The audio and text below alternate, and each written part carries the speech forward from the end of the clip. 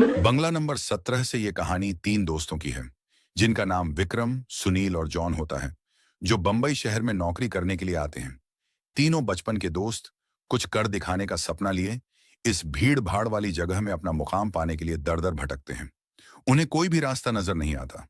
अपने छोटे से गांव में रहकर कॉलेज की पढ़ाई करने वाले सुनील और विक्रम ने कभी सोचा भी नहीं था कि सफलता पाने के लिए इतना दर्द झेलना पड़ता है। वहीं जॉन अपने पापा के बिजनेस में पहले से ही संघर्ष कर चुका था, जिस वजह से उसे इन सब चीजों की आदत सी हो गई थी। जॉन अच्छे से जानता था कि सफलता इतनी आसानी से नहीं मिलेगी, क्योंकि उसने अपने पापा को दिन रात मेहनत करते हुए देखा था। तभी तीनों को सुबह से भटकते भटकते शाम हो जाती है, लेकिन न कोई नौकरी और न ही कोई रहने का ठिकाना उनके हाथ लगता। तीनों मायूस होकर एक छोटे से होटल में खाना खाते हैं। दरअसल उनके पास कोई खास पैसे भी नहीं होते। वो तो सिर्फ अपनी एक दो दिन की व्यवस्था बनाकर निकले थे। उन्हें लगा था कि आते ही उनके साथ कोई चमत्कार होगा और उनको नौकरी मिल जाएगी। तीनों एक बिल्डिंग के पास पहुंच जाते हैं। कुछ देर बाद सभी बिल्डिंग के गेट के पास बैठ जाते हैं। एक दो घंटा बैठे हुए गुजर जाते हैं। तभी बिल्डिंग के चौकीदार की नजर उन पर पड़ती है और वह जोर की आवाज में उन्हें डांटते हुए कहता है, कौन हो तुम लोग? यहां क्यों बैठे हो? तीनों अजनबी शहर में किसी को पहचानते नहीं और न ही उनका कोई ठिकाना है। तीनों अपनी जगह पर जल्दी खड़े हो जाते हैं और अपनी बात चौकीदार को बताते हैं। चौकीदार को तीनों की हालत देखकर उन पर तरस आता है। उसे एहसास होता है कि कुछ सालों पहले ऐसे ही वह काम मांगने आया था।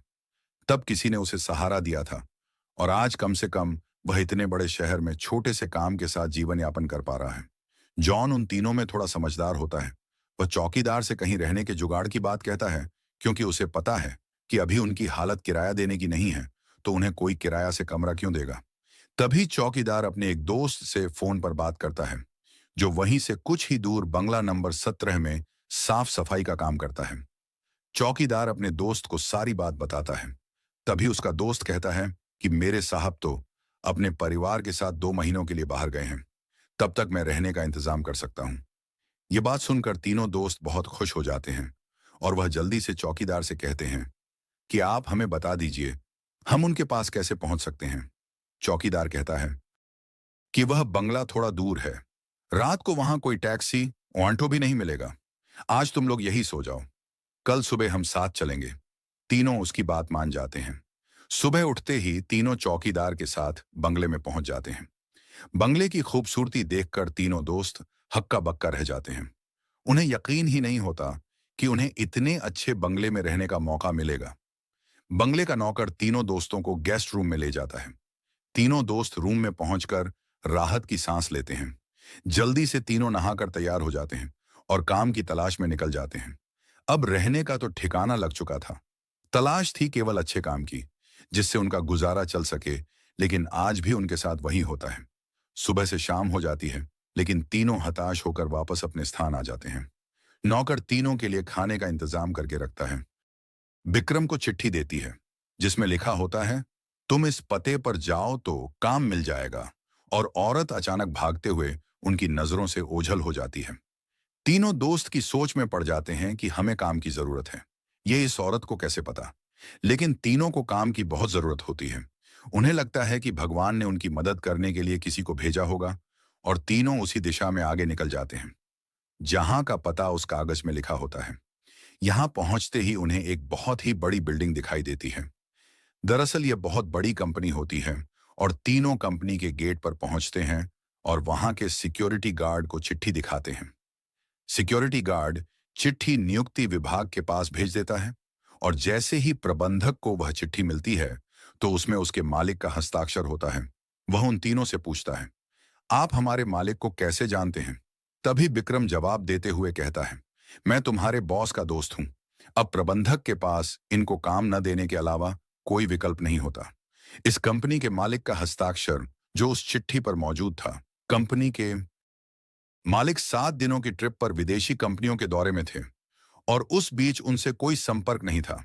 इसलिए प्रबंधक ने उन तीनों को काम पर रख लिया और अपने साथ उन्हें काम की जगह दिखाने ले गया।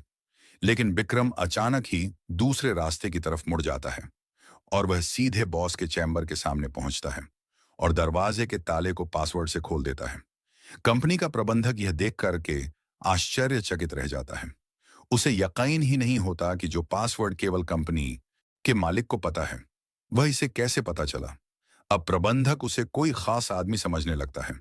उसे पूरा यकीन हो जाता है कि हो ना हो यह व्यक्ति बॉस ने ही भेजा है, और वह उसे बिना रुके हुए अंदर जाने की इजाजत दे देता है।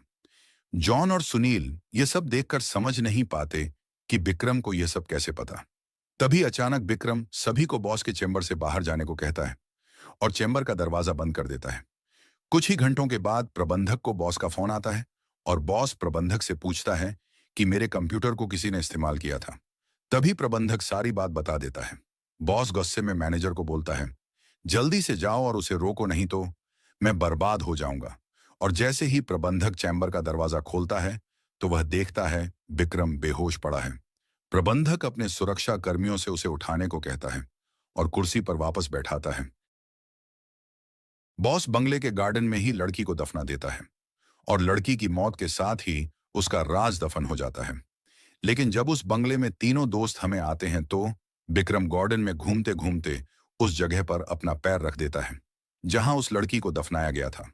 जिस वजह से उस लड़की का सीधा संपर्क विक्रम से बन जाता है, वह विक्रम के अंदर प्रवेश कर जाती है और उसे काबू में करके अपना बदला लेने के लिए ऑफिस प्रवेश करती है और बॉस की काली करतूत को इंटरनेट में वायरल कर देती है। बॉस को विदेश से ही गिरफ्तार कर लिया जाता है। उसका काला चिट्ठा सबके सामने खुल जाता है और वह बेनकाब हो जाता है। उस लड़की ने मरने के बाद भी अपना बदला ले लिया था। अब शायद उसकी आत्मा को शांति मिल जाएगी। तीनों दोस्त उस बंगले को बुरा सपना समझकर भूल जाते हैं और इस दर्दनाक भूतिया कहानी का अंत हो जाता है। अगर वीडियो अच्छी लगे तो लाइक, शेयर, कैसे सब्सक्राइब करो।